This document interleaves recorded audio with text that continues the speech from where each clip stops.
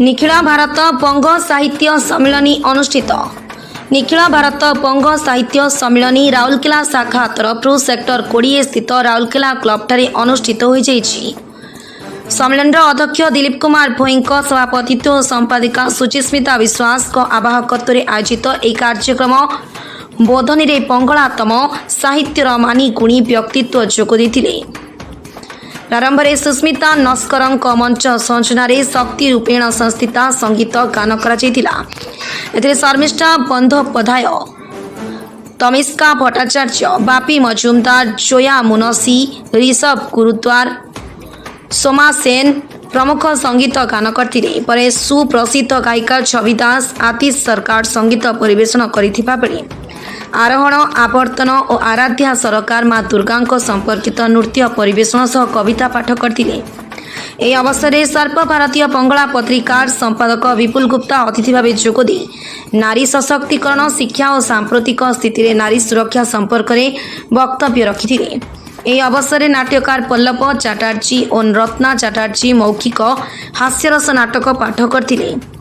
বরিষ্ঠ কবি শৈলেন भट्टाचार्य, प्रदीप कुमार दस्तीदार, पूर्णिमा दस्तीदार कविता और साहित्य संपर्क में आलोचना करथिले।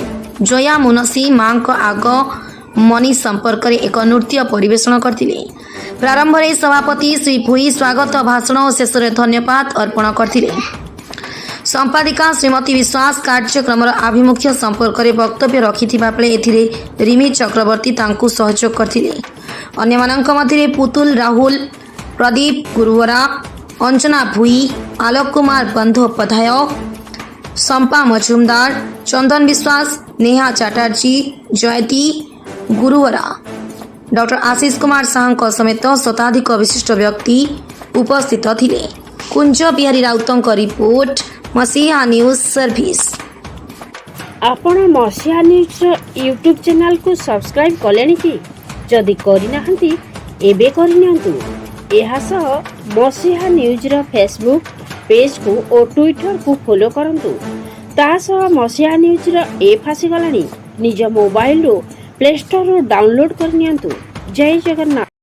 সবচেয়ে একসময় কেঁদেছিলেন বেশি এবং তাদেরকে শিক্ষার আলোকে আলোকিত করে ঘরের যে চার দেওয়াল থেকে বেরিয়ে আনার একটা দুর্মর প্রচেষ্টা ইচ্ছে ছিল। তার পিছনে ছিলেন বিদ্যাসাগর। নারী শিক্ষা তার এবং শিক্ষা সংস্কার, কুসংস্কারের বেড়াজাল থেকে মানুষকে বাইরে নিয়ে আসা এবং